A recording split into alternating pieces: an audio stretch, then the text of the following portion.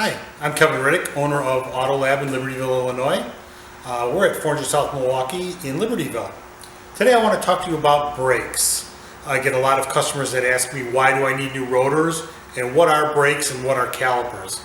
So here we have a Subaru here with the front wheel off, and this is the brake rotor. This is what the pads grab to stop the car. The brake pad is actually right here inside the caliper, and this is the brake caliper.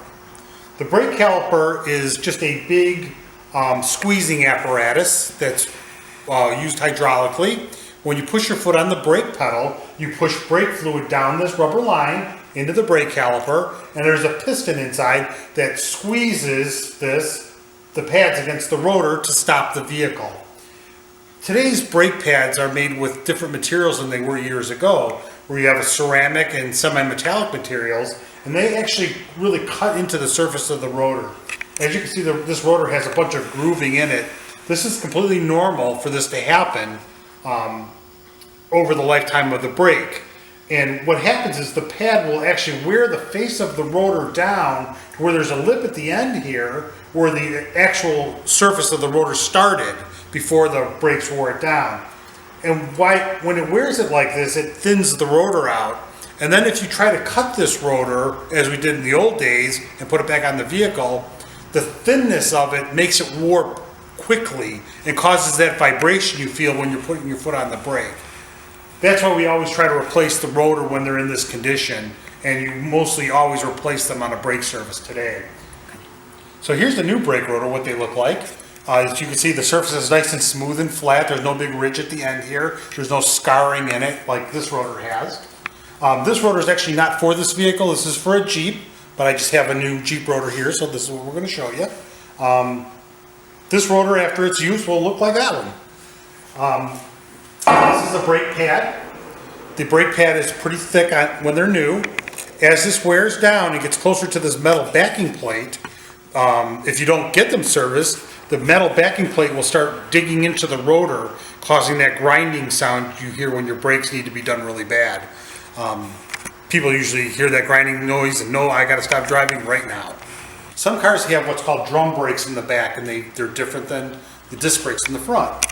Here you have a drum that covers this, and the brake pad, which is here, contacts this surface in order to stop the vehicle.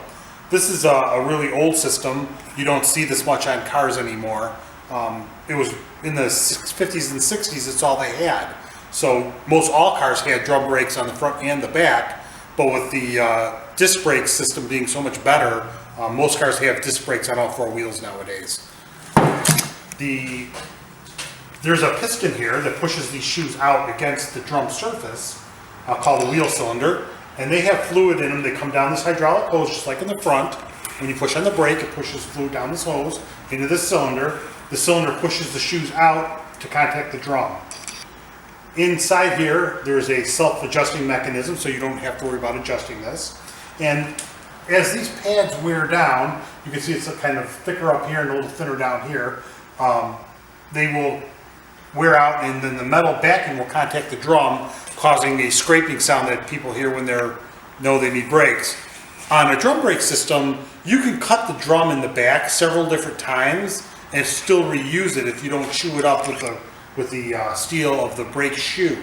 So it's really good to have the drum brakes checked. It's more labor intensive to check the drum brakes in the back because you have to take the wheel off and you have to pull this drum off. And sometimes this will rust on and be very difficult to get off. But it's definitely worth having them looked at least once a year or so to be sure that the shoes are not going to eat into the drums.